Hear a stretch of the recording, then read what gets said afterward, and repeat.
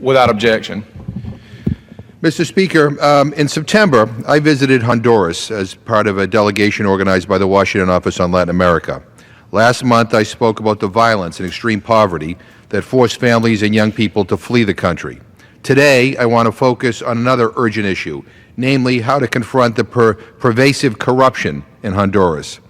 We heard about the problem of corruption everywhere, from the UN, the President of Honduras, and the U.S. Ambassador, to community leaders and NGOs with expertise in justice and human rights.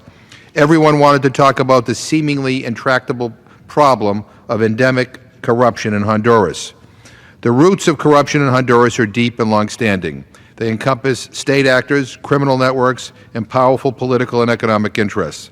But after a scandal revealed that government officials had stolen more than $350 million from the country's Social Security Fund, which provides public health services as well as old age pensions, and that some of the money had gone to the electoral campaign of the President's political party, there has been a huge public outcry demanding action to end widespread corruption.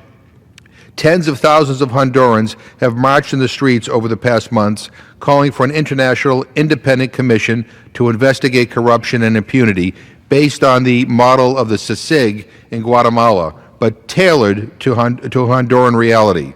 This unprecedented movement is led by young people organized on social media and called the Indignados. Our delegation met with some of these young leaders. They are thoughtful, politically diverse, and united in their desire to see their country rid of corruption.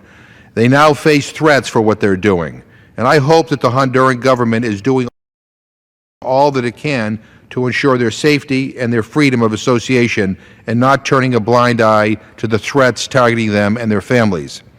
You know, when we met with President Hernandez, he argued that he had taken significant steps to go after corruption. I take the President seriously, and I look forward to seeing concrete results from the actions he has already announced.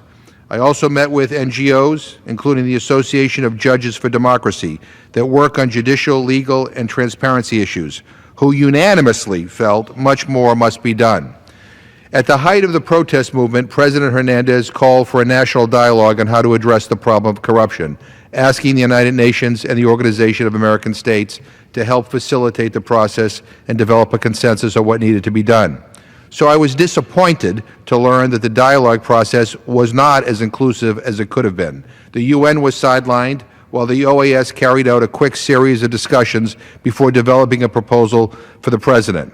Many were concerned not only that the OAS hadn't consulted widely enough, but that its actions fell short of the thoughtful and impartial mediation needed to generate confidence in any forthcoming proposal.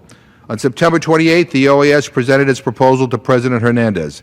After studying this proposal, I have concluded that it is woefully inadequate to addressing corruption and impunity and reforming the weak judicial institutions of Honduras. This is not just my opinion. Last week, on October 28th, a broad coalition of Honduran civil society, the Coalition Against Impunity, issued a statement declaring that the mission proposed by the OAS and the government is itself an obstacle to creating a genuine independent commission that can truly tackle the rampant corruption and impunity in Honduras.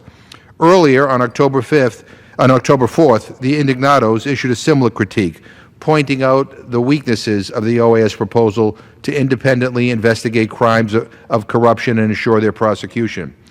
It is clear from my discussions in Honduras and recent statements by Honduran civil society that any such commission must be wholly independent from the government, politically and financially, and it must have the mandate and staffing to initiate and carry out investigations of crimes of corruption and impunity, and the freedom to pursue those investigations wherever the evidence warrants.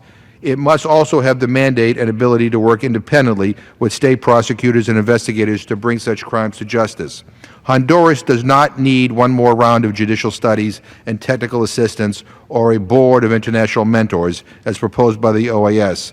Such a limited proposal not only lacks the broad support and confidence of Honduran civil society, but it also falls far short of what is required to break the culture of impunity in Honduras. I hope that the OAS proposal can be modified and strengthened and its mandate expanded to establish an effective and truly independent mechanism that can fully investigate corruption and have a role in prosecutions, or an alternative advance that can meet these requirements.